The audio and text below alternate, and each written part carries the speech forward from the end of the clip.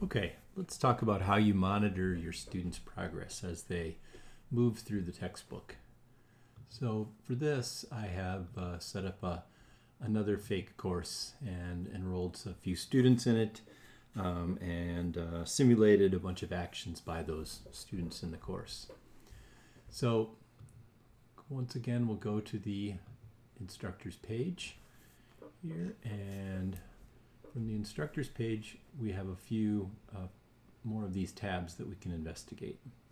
So the first one we'll look at is this Students Online. So this one I actually just added this last spring at the request of a lot of teachers who were sort of wondering, during times of this remote teaching, are my students actually online when I'm hoping they are? And so if you click on that, this just shows you the students who've been active in the last 15 minutes. And it also shows you the last page that was loaded. So that's kind of an in the moment, who's actually online right now kind of thing. The more detailed report is over here on this Student Progress tab. So let's go there next.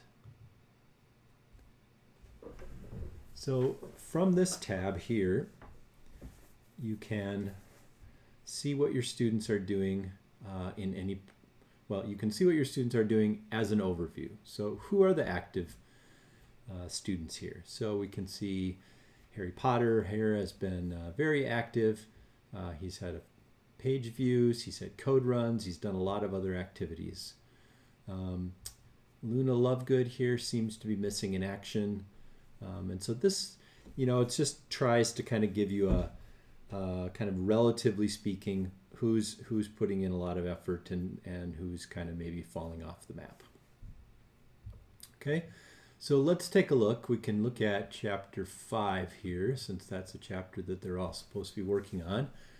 And you can see over here, here's each of the pages in chapter 5, and you can kind of see the percentage of the students that have completed all the activities on that page, and you can see the percentage of the students who have that page in progress. But then down here is where I think we have some really useful information. So when I am using this for teaching, I will go and look at this page very frequently right before class or an hour before class as I'm kind of trying to prepare. Because what it shows you is for each activity on a particular page, it shows you how many students have got the question correct on the first attempt. That would be the green slices of these donuts. Who's gotten the question, how many students have gotten the question correct after multiple attempts? That's the kind of yellowish, orangish color here. And then the red is the ones that you really want to probably pay attention to. That's how many students never got that one correct. And so for me, that's where I would look for those if there was a lot of yellow, or if there was a big slice of red, especially, then I would say, okay, this is definitely something that we want to review to start out the class with. So of course, you're not going to remember these codes, but these are the unique identifiers for every question. But we can click on this detail here, and let's go see what is this one.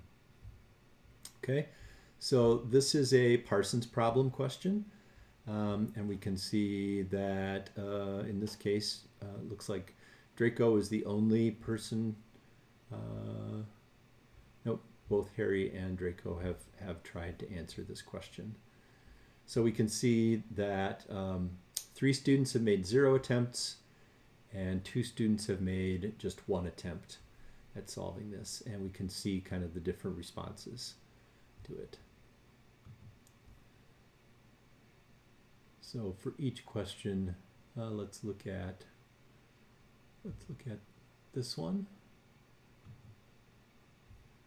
All right, so this were a multiple choice question. We can see the first try by Draco here. He tried to guess B and then went to C. Harry guessed or answered B on his first response, and nobody else has tried to answer this question yet. Okay, so that just is a very quick way for you to get a good sense of how your students are answering and which questions they're really struggling with here.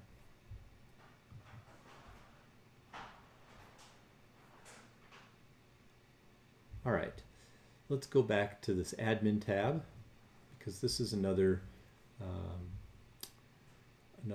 way of just sort of getting a very high level overview of what your students are doing, and that's this chapter progress tab.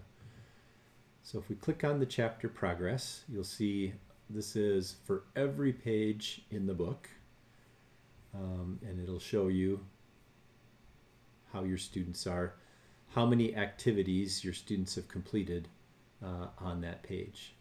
So that can be a little overwhelming, but this interface here allows you to do some filtering. So first thing we'll do is we'll clear everything, and then let's filter by, we want to just zoom in again on this chapter 5.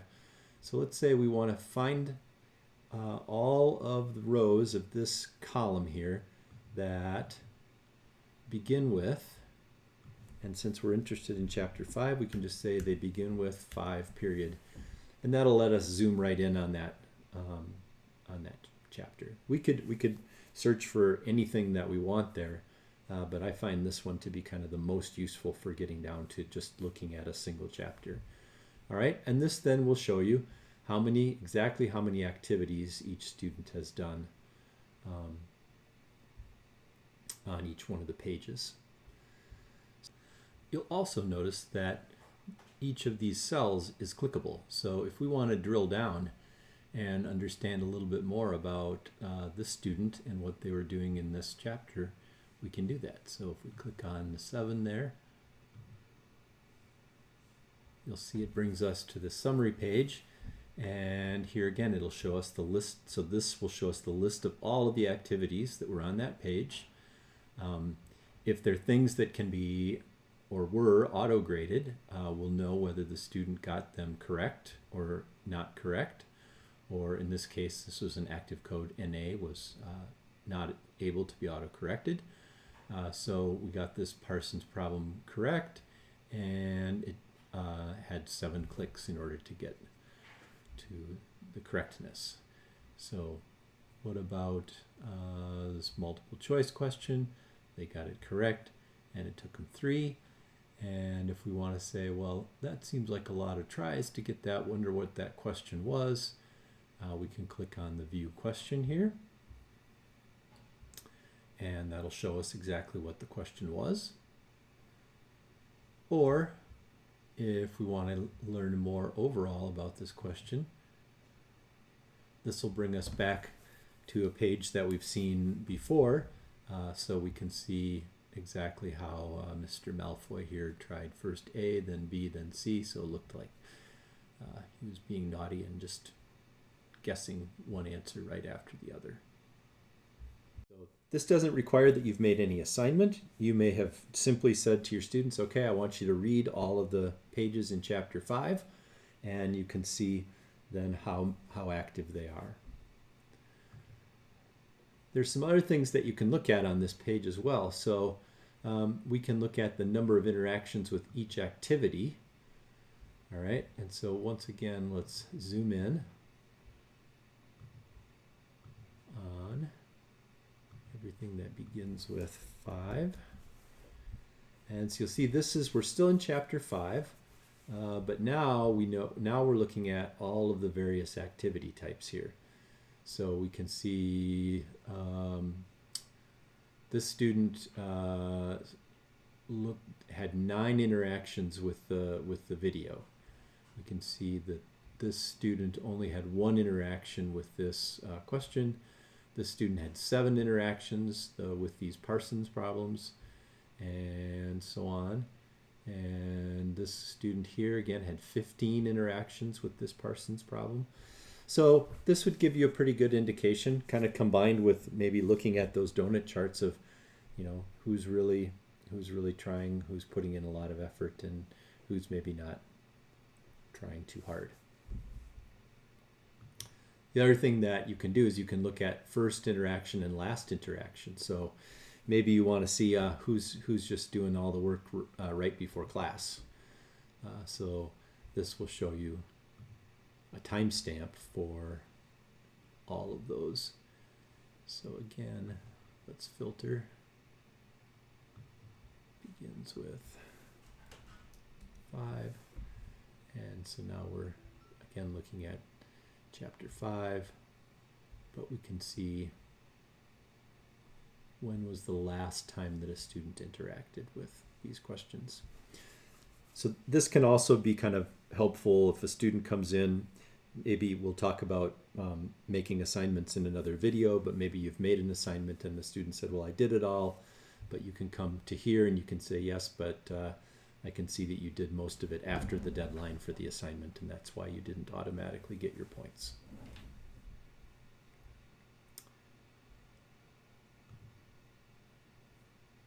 Okay, so we have this chapter progress, we have the students online, and then we have these, and then we have this general overview page here. And so those are 3 ways that you can kind of keep track without making any assignments of what your students are doing and who's active and who's not so active in the course.